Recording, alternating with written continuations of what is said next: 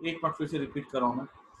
Previous topic में हमने ये पढ़ा था कि रॉड थी, इसकी वेलोसिटी v थी, ठीक है। इसके ऊपर लग रहा था इलेक्ट्रिकल फोर्स इधर और इसके ऊपर एक्सटर्नल फोर्स इधर लगाते थे हम लोग BBL।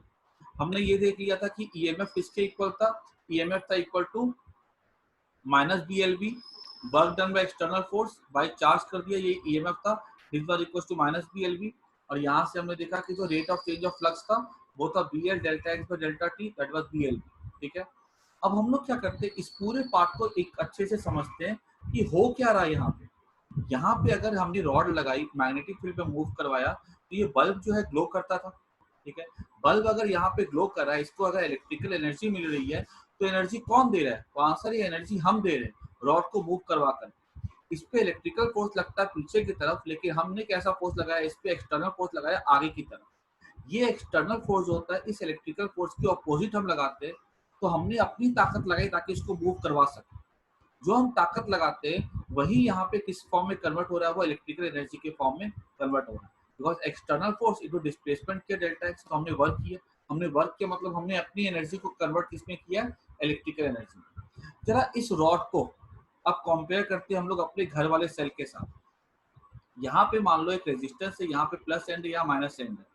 एक इसके अंदर, सेल के अंदर क्या होता है, केमिकल रिएक्शंस होते हैं। केमिकल रिएक्शन से क्या होता है, जो केमिकल एनर्जी होती है वो इस चार्ज को चलाती है, ठीक है। अब सोचो, मान लो सेल के अंदर एक केमिकल मैन है, ठीक है। वो क्या करेगा, एक पॉजिटिव चार्ज लेगा और पॉजिटिव चार्ज को लेकर के चलेगा, ठीक है, चलेगा। और यहाँ से वो प्लस को यहाँ पे जाएगा, उसको एनर्जी दे दी। अब वो एनर्जी लेकर के चार्ज जो पूरा घूम करके आ जाएगा। सेल के अंदर जो वर्क होता है ना, that is non electrostatic in nature. Non electrostatic मतलब होता है दैट इज केमिकल, है ना, मतलब जो इलेक्ट्रिसिटी से रिलेटेड ना हो। सेल के अंदर जो रिएक्शन होते हैं वो केमिकल होते हैं, उसको इलेक्ट्रिसिटी से कोई मतलब नहीं है। हमने यहाँ से सोचा कि केमिकल मैन क्या करेगा, प्लस चार्ज को लेकर के इधर जाएगा, वो वर्क करेगा, उसने अपनी ताकत लगाई, तब ना वो ये चार्ज बाहर से ऐसे घूमा। इन द सेम वे यहाँ पर भी वो जो केमिकल मैन हमने अंदर में सोचा है सेल के, वो एक्चुअल पर्सन बाहर में, वो क्या करता है, इसको मूव करवाता है इस रॉड को, जिससे कि हमको क्या मिलता है, यहाँ पे इलेक्ट्रिकल एनर्जी मिलती है। वरना क्या होता है, ये तो रॉड रुक जाती ना, ठीक है। तो याद रखना, इस पूरे प्रोसेस में एनर्जी आ कहाँ से रही है, तो एनर्जी आ रही है एक्सटर्नल फोर्स से आ रही है, ठीक है, ऐसा। और ये तुम्हारे लिए कोई नया टॉपिक नहीं है, क्योंकि तुमने देख करके रखा है कि पेट्रोल पेट्रोल हमारा गाड़ी का इंजन एक ऐसा डिवाइस होता है जो कि पेट्रोल के केमिकल एनर्जी को कन्वर्ट कर देता है मैकेनिकल एनर्जी में। पंखा एक ऐसा डिवाइस होता है जो कि इलेक्ट्रिकल एनर्जी को कन्वर्ट कर देता है, सॉरी, पंखा एक ऐसा डिवाइस है जो, हाँ, जो इलेक्ट्रिकल एनर्जी को कन्वर्ट कर देता है मैकेनिकल में, घूमता है तो हमको हवा मिलती है। In the same way rod, ठीक है, मैग्नेटिक फील्ड के प्रेजेंस में एक ऐसी डिवाइस बन जाती है जो कि एक्सटर्नल एनर्जी को, दैट इज हमारी एनर्जी जो हमने खर्च की है, उसको कन्वर्ट कर देती है इलेक्ट्रिकल एनर्जी, ठीक है। तो याद रखना, what does rod plus magnetic field do, it's a combination जो कि एनर्जी को एक फॉर्मेट से दूसरे फॉर्मेट में कन्वर्ट करती है। जैसे कैसे बल्ब कन्वर्ट करता है इलेक्ट्रिकल टू लाइट में, वैसे रॉड प्लस मैग्नेटिक एक सिस्टम हो गया जो कि कन्वर्ट कर सकता है हमारे एक्सटर्नल एनर्जी को in the form of electrical energy, ठीक है। अब यहाँ पे हम लोग ना इसके बारे में थोड़ा सा और देखते हैं, इसके पावर के बारे में, इसके वर्क के बारे में, ठीक है। ये एक रॉड है, ठीक है। This rod is equivalent to a cell, ठीक है। उस सेल का ईएमएफ क्या होगा, BBL, और हमने अभी देखा था उसका एंड कैसा है, ये ऐसा है, ठीक है। अब हमसे अगर ऐसा पूछा जाएगा कि बताओ इस रॉड में, इसमें करंट कितनी फ्लो करेगी, तो हमने करंट बताया था अभी BBL बाय R, ठीक है। फिर उसमें ये पूछा जाएगा कि एक्सटर्नल फोर्स हमको कितना अप्लाई करना पड़ेगा, फोर्स या फोर्स, मैग्नेटिक फोर्स कितना लग रहा है इसके ऊपर, हो जाएगा ILB। आई मतलब क्या हो गया, BBL by R into L into B, तो क्या हो जाएगा, ये हो जाएगा B square L square B square B square L square, खाली नहीं बचेगा, बाय आर, ठीक है। ये क्या हो गया, ये एक्सटर्नल, ये हो गया मैग्नेटिक फोर्स, ठीक है। एक्सटर्नल फोर्स कितना अप्लाई करना पड़ेगा,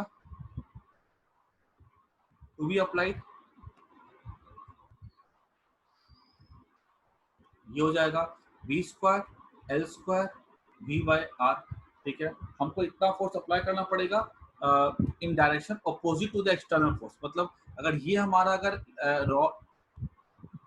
अगर ये हमारा क्या कहते हैं मैग्नेटिक फोर्स है, ठीक है, टुवर्ड्स लेफ्ट, तो हमारा एक्सटर्नल फोर्स किधर होना चाहिए, राइट में।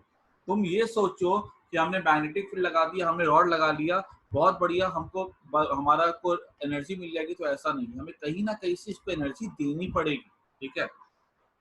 वो हम चाहे खुद धक्का दे के चलाए या हमने कोई दूसरा कोई सोर्स लेकर के इसको मूव करवाया, नहीं तो क्या होगा, एनर्जी कंजर्वेशन का लॉ ही वायलेट हो जाएगा। अब उसके बाद देखो, power supplied by external force. Power supplied क्या होता है, फोर्स इनटू वेलोसिटी होता है ना। कांस्टेंट फोर्स लगाया जा रहा है, वेलोसिटी भी कांस्टेंट है, तो हमने मल्टीप्लाई कर दिया v square L square V square by R, ठीक है। This is the power supply. ये पावर कोई बाहर से आदमी जो धक्का दे रहा है, ठीक है, वो सप्लाई कर रहा है।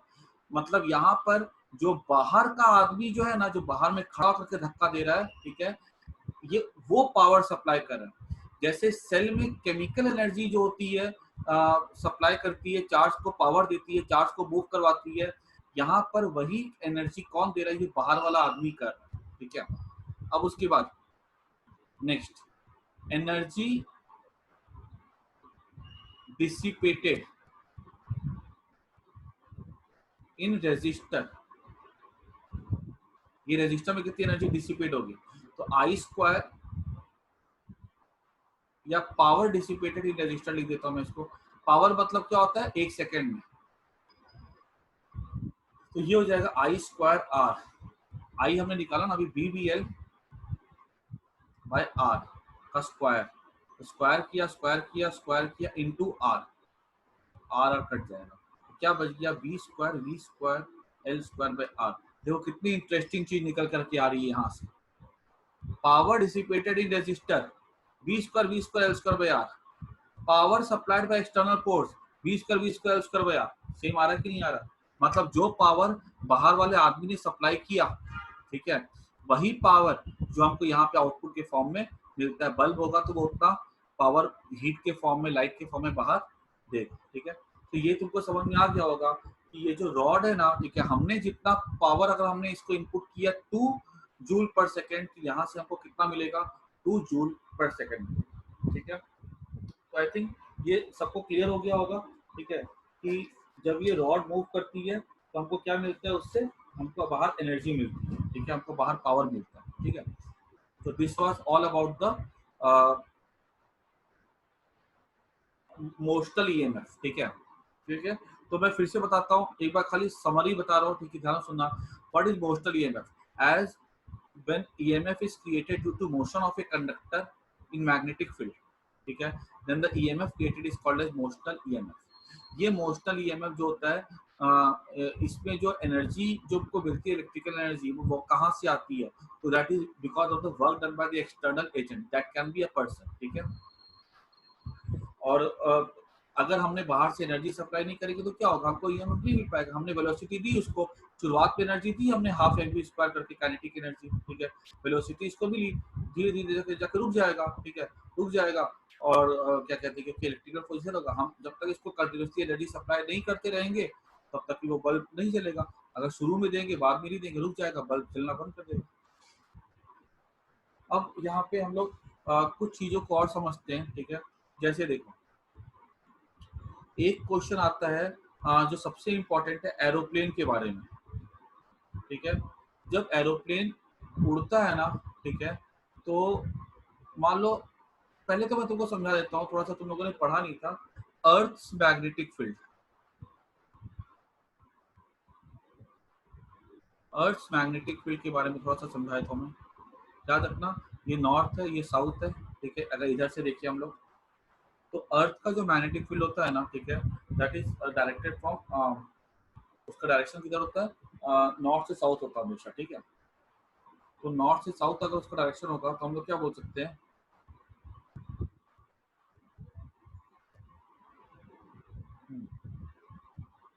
ये डायरेक्शन उसका हो जाएगा,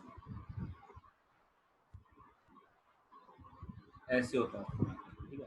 नॉर्थ से साउथ की तरफ होता है। इसके ना दो कंपोनेंट हो जाते हैं, एक हॉरिजॉन्टल डायरेक्शन में, एक वर्टिकल डायरेक्शन में, ठीक है। एक कैसा होता है, एक हॉरिजॉन्टल होता है, एक वर्टिकल हो जाता है, ठीक है। इसको अगर मैं ऐसा दिखा दूं, ठीक है, तो एक हो जाएगा फील्ड कैसा, एक ऐसा हो जाएगा हॉरिजॉन्टल, और एक हो जाएगा वर्टिकल, ठीक है। अब मान लो कि जैसे कि यहाँ से कोई प्लेन उड़ करके जाता है, ठीक है, और वो प्लेन जो जा रहा है ना, ठीक है, उस अगर हम इसको थोड़ा और अच्छे से रिप्रेजेंट करें ना अगर, तो उसको हम लोग अर्थ के मैग्नेटिक फील्ड को हम लोग ऐसा रिप्रेजेंट कर सकते हैं। अंदर वाला ऐसा दिखा दिया मैंने, ठीक है, इनटू द, ठीक है, और ये वाला डायरेक्शन कैसा दिखा दिया मैंने, ऐसा दिखा दिया,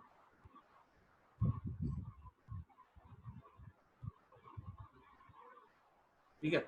ये दोनों एक ही फील्ड के दो टुकड़े हो गए, एक हो गया हॉरिजॉन्टल कंपोनेंट और एक हो गया वर्टिकल, ठीक है। मतलब ये ऐसा हो गया, ठीक है। तो अगर हमने अर्थ का मैग्नेटिक फील्ड दिखाना है अगर, तो ये एक हो गया, ठीक है।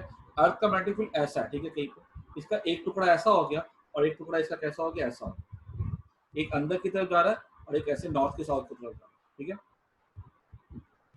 सोचो यहाँ पे अगर मान लो एक एरोप्लेन उड़ता है अगर, ठीक है, तो उस एरोप्लेन का विंग के पास वेलोसिटी होगी और उसके विंग बहुत बड़े बड़े होते हैं, वो रॉड की तरह बिहेव कर दिया, तो उसके एंड के अक्रॉस भी क्या होगा, ईएमएफ जनरेट हो जाएगा, क्योंकि वो तो अर्थ के मैग्नेटिक फील्ड को कट करेगा, है ना। कौन से फील्ड को कट करेगा, वर्टिकल वाले को। मान लो एक एरोप्लेन ऐसे उड़ रहा है, ठीक है, ये ऐसे एक एरोप्लेन जा रहा है, ठीक है, ये एरोप्लेन का विंग हो गया, जैसे मेरी फिंगर है, ये ऐसे जा रहा है, ठीक है। और जो फील्ड हॉरिजॉन्टल रेड वाला जो है ना, उससे कोई फर्क नहीं पड़ेगा, क्योंकि रेड वाला जो फील्ड है और जो मोशन है, रेड वाला फील्ड और जो मोशन है वो 0 डिग्री एंगल पे, मैंने क्या बोला था, तीनों के बीच में 90 डिग्री एंगल होना चाहिए। अब अगर एक के साथ भी अगर एंगल 0 डिग्री बन गया ना, तो फील्ड नहीं बन सकता, कोई भी हो, चाहे बी वी एल, किसी एक के साथ अगर 0 डिग्री बन गया तो फील्ड वहां पे ईएमएफ नहीं जनरेट होगा। तो यहाँ पे अगर हम ऐसा देखें, मान लो अगर हम बात करते हैं रेड वाली लाइन की, तो रेड वाली लाइन ऐसी है, एरोप्लेन का विंग ऐसा है, वेलोसिटी अलोंग है रेड लाइन की, है ना, अलोंग है रेड लाइन, तो इसकी वजह से तो कोई फर्क नहीं पड़ेगा। लेकिन अगर हम वर्टिकल माने ना, तो एरोप्लेन ऐसे जा रहा है, कट किया देखो तो ऐसे, अगर सब्जी होती है, ये चाकू होता तो कट करता कि नहीं करता, ऐसे आर पार निकल जाता ना, तो उसकी वजह से फील्ड जनरेट होगा, ठीक है। तो याद रखना, व्हेन एरोप्लेन फ्लाइज या व्हेन अ प्लेन फ्लाइज,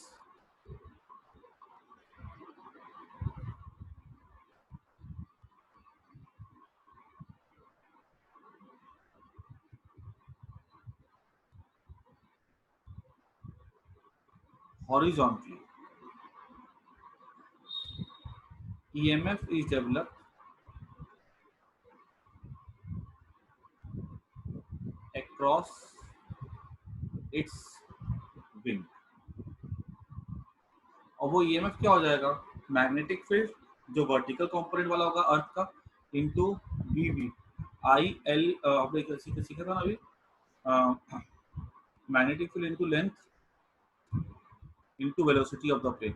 और ये मैंने वी क्यों लिखा, this is the vertical component, earth के फील्ड के दो कंपोनेंट हो जाते हैं, हॉरिजॉन्टल और वर्टिकल, ठीक है। और ये हमारा क्या हो जाएगा, ये हो जाएगा वेलोसिटी ऑफ द, क्या कहते हैं, प्लेन, ठीक है। अच्छा, देखो अगर हमारा प्लेन अगर ऐसे है ना, देखो ये मैग्नेटिक फील्ड है, प्लेन ऐसे उड़ा, काटेगा ही काटेगा, ठीक है। सोचो अगर प्लेन ऐसे उड़ता, मतलब प्लेन कैसे जा रहा है, नॉर्थ से साउथ जा रहा है, देखो नॉर्थ साउथ दिखा ना मैंने, नॉर्थ से साउथ जा रहा है, काटेगा, ठीक है। अगर हमारा प्लेन जाता है वेस्ट से ईस्ट जाता है, अगर ये हम बोला नॉर्थ है, ये साउथ है, ये वेस्ट ईस्ट है, वेस्ट है, अगर तो भी क्या होगा, ये ऐसे जाएगा, कट करेगा ही करेगा, तो भी ईएमएफ जनरेट होगा। मतलब प्लेन उड़ेगा ना, ठीक है, चाहे वो ईस्ट से वेस्ट जाए, चाहे वो नॉर्थ से साउथ जाए, ठीक है, वो काटेगा उसके विंग के क्रॉस ईएमएफ डेवलप होगा ही होगा, ठीक है, कंपल्सरी। लेकिन अगर यहाँ पे सोचो when a plane lands when a plane lands तो कहानी क्या होगी?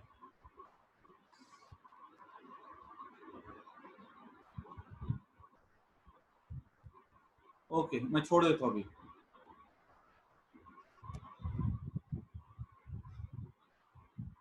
अगर प्लेन लैंड करेगा ना तो क्या होगा? सिर्फ लैंडिंग ऑफ द प्लेन हम नेक्स्ट क्लास में पढ़ लेंगे, ठीक है, मैं क्लास बंद कर रहा हूँ।